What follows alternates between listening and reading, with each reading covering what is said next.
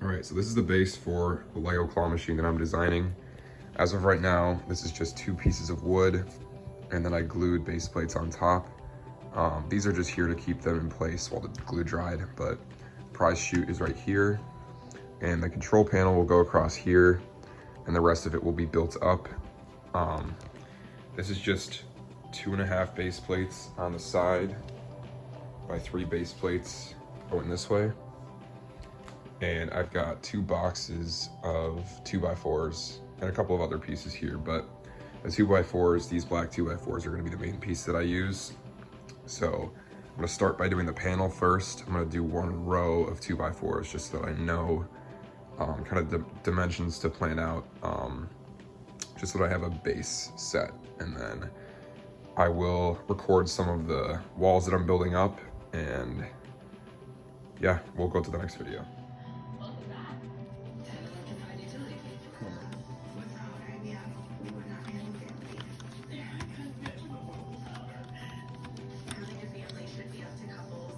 So the next thing I'm going to be doing is designing the claw, and this will be using all of these gray pieces here just to coordinate it to look like a real claw. I was going to actually do these front panels first, but I realized that I haven't painted this part yet and I need to paint this black.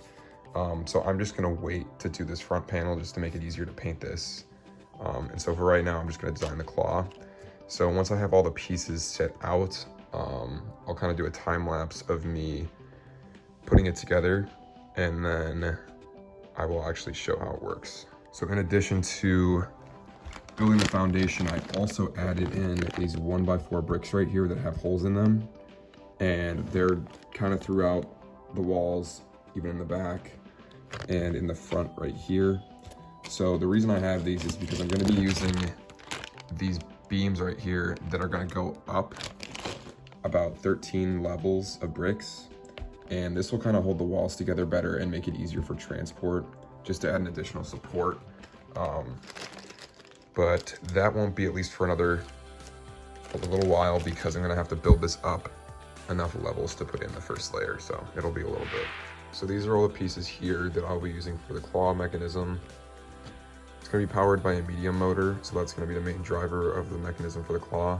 This will be attached to the EV3 motors that'll sit in the front here in the panel. But I am going to put this together, and then I will break down how it works when I am done.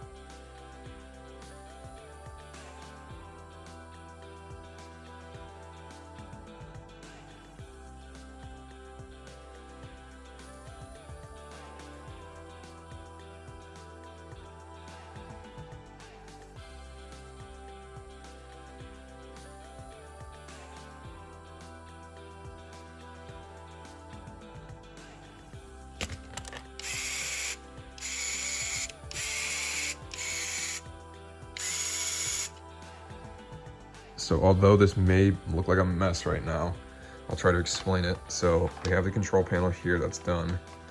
This cord right here that comes out of the side is actually what I'll plug into the other EV3, and that'll be able to have them run the same program, and I'll be able to attach more motors to that other EV3, and that'll just sit right here. But there's no need for me to touch any buttons on there, so it'll just sit in a box that doesn't have any buttons on top. This one, however, all the cords run out through the back there, and this is how I open it up. I take this piece off, and I'm able to take off the control panel. And as you can see, the EV3 is mounted there, along with the button that's mounted there. This is just a normal button sensor. And these 4 EV3 directional buttons here are what I use to move the claw. And so obviously this is up and down, and then this is right and left, but it's inverted, obviously, because I have it turned, but I'll account for that in the coating. And the top here sits right on top of these, and these buttons lay right over the actual buttons. So this basically just is another way for them to press down on the buttons, and that's the way that they communicate. So the next step will be to put the other EV3 right here, and then I will start building up more of the walls. This is also done right here. So the whole front panel will be done pretty soon. I just need to finalize a couple things with the second EV3 here, and then that should be done.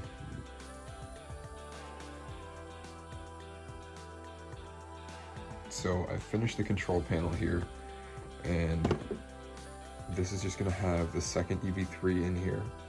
Right now I also have the charger, which is hooked up through this little hole right here.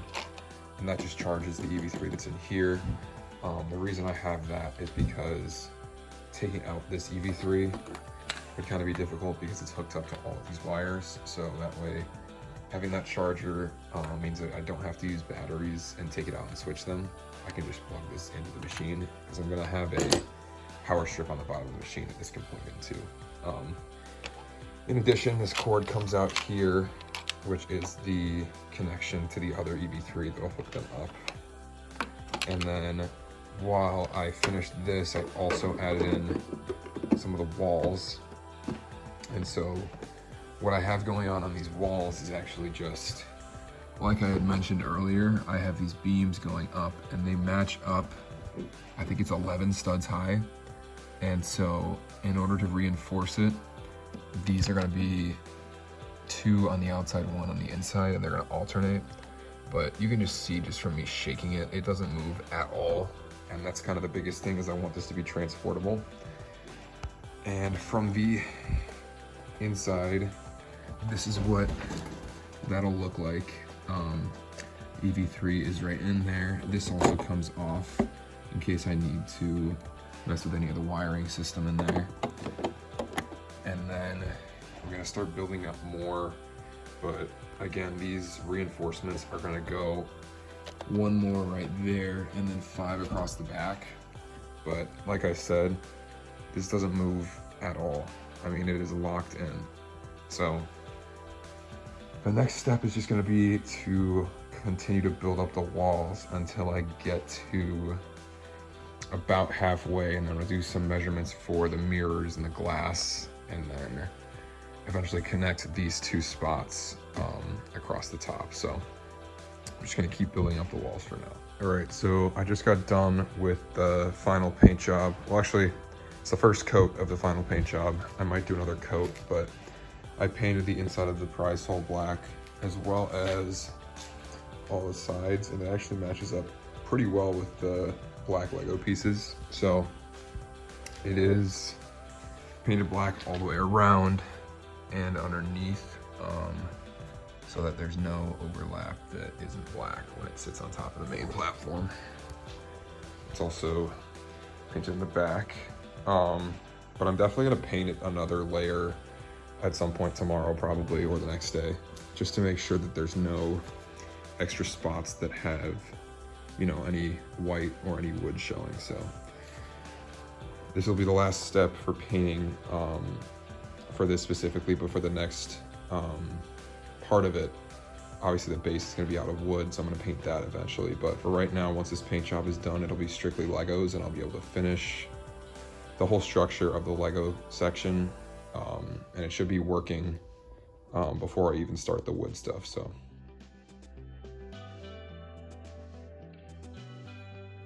okay, so it's been a little bit since I've done a video. There are 2 reasons for that. One, the table that I was using was not supporting the build very well. It was kind of caving in, and because of that, the wood started to warp a little bit, and now you can kind of see that these pieces are not secure, and no matter how hard I push it, I put a 50-pound weight on top of this overnight, and it stayed down, and then when I took it off, it just came right back up. So Unfortunately, what I'm gonna have to do is probably just use some glue just so that this doesn't come up, because I don't think there's any other way for me to get it to stay down. Obviously on this side it's totally fine, but then you go back here, it's just not staying. And even when I push it down, you can see it just comes right back up. So I'm likely not even gonna push it down when I glue it. I'm just gonna glue it so that it stays secure, that I don't have to worry about it. I'm also gonna glue it all around the outside just in case anything like that happens again, but that'll be the only glue I'm using, and that's just gonna be so that I can transport it without having to worry about it sliding off of the base plates, which I didn't think would be an issue, but I'm gonna keep building up the walls and maybe see if it starts to feel a little better, but I don't think it's gonna, change much. I mean, this wall is still secure. This is the table shaking, not the wall, but I'm gonna keep building up the walls and see how it looks.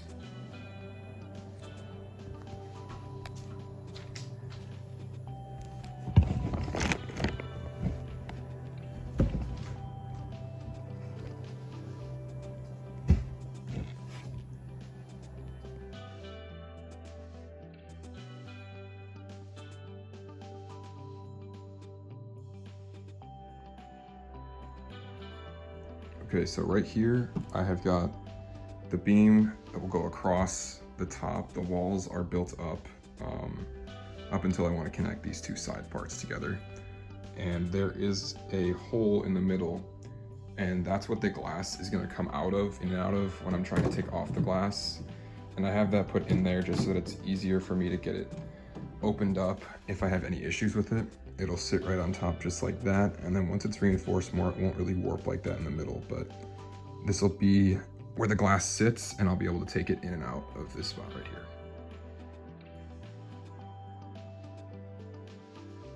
So right here, I have lined up the first track.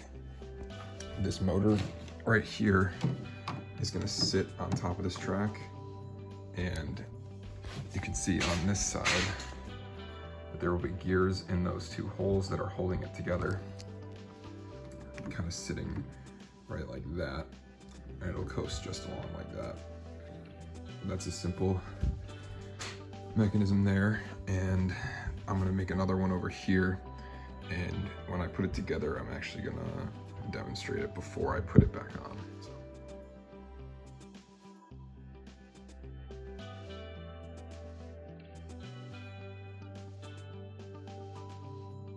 So this is the other beam. I don't have the narrower side going across quite yet, and that's just because I attached this one into the back here rather than attaching it to the beam itself. It's attached to that back wall. So this will sit right on top there, and I haven't put on these pieces yet, but they will go on the inside part of this, and I'll show that in a second. Okay, so I have the front and back motion pretty much down. So as of right now, I'm using these two motors on the side. Probably won't change, but I think this is what I'm gonna stick with for now. I've got it programmed on here just to move front and back. So these are the two directions that it's gonna be moving. And then, where did I put it? Ah, here we go. So this will go on top, and this will be able to move using those two. So I'm gonna push it that way to go back, and you'll be able to see it move. And then also a feature that I added, that button sensor in the back, when that is pressed, it'll automatically stop just because that's as far back as it'll go. So it stops right there.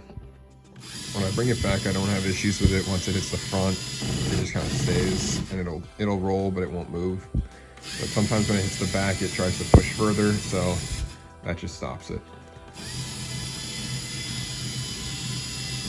And I only need it on one side because they go back to the exact same spot. And so if they're gonna go to the exact same spot in the back, I don't need to waste two buttons. The main difficult thing with this was actually the wiring, because I needed to kind of hook these in to different parts of the machine. And that was in order to get them out of the way, obviously, but also because some of the way that they came, they were spun in a spiral. And so if I had, they were pretty much coiled up, and obviously you can see there's a direction that this bends in. So when it bends, I was having an issue that once it got to this point, it would hit the sensor itself and it would stop early. I think I have it intertwined with Legos, also just the way that it's twisted to be perfectly fine. It hits the button right there, and then it'll slip right behind the button. And the button stops it right there. So there should be no issue with that. The next thing I'm gonna do is I'm gonna have to build up the back, because I'm gonna have a beam that goes across here that's kind of loose. Not loose, I guess, just flexible. And that's gonna have this back wire hook around it so that it's able to move side to side, and so there's a little bit of flexion so that it doesn't get stuck. And that's also gonna be where the claw comes through. The claw one right now just wraps around here, and this is where the claw is. I still gotta make the mechanism that brings the claw up and down. That'll be attached in here. And this does move side to side, but obviously the motor's just not plugged in and I don't have a program for it yet. But the next thing I'll do is build up that back part so that I can have that beam go across, and then that'll be the next step to starting this.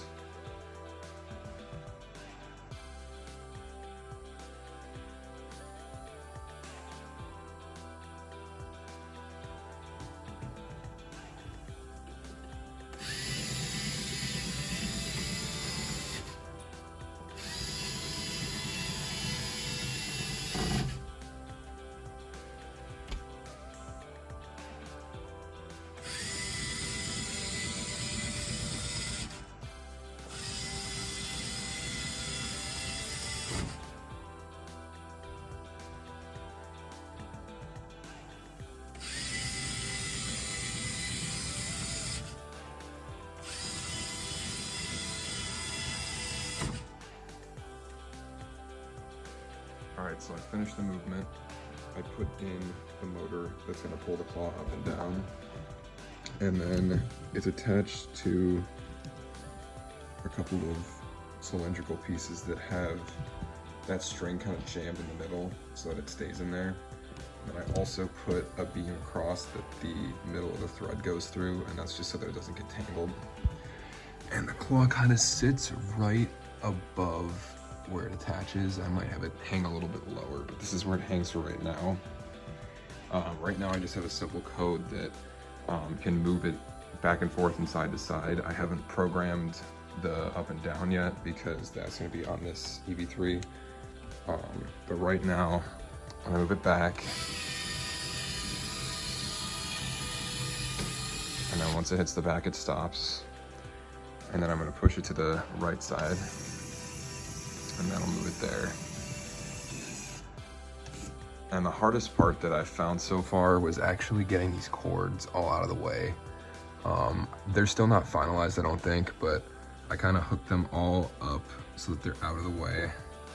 And once the mirrors are in here, it'll look a lot nicer, but as you can see right now, this cord kind of gets in the way of the claw a little bit, kind of pushes it forward, but they don't get tangled with the beams anymore, which is good. The actual like hands of the claw. So even though that does look a little bit curved, I think it's okay because it just recalibrates itself pretty easily. And then this is bringing it back. And it does come right back to the starting point. So I'm gonna finish this front panel right here that's gonna say the claw on it, and then kind of build up the sides, and then after that I'll be programming.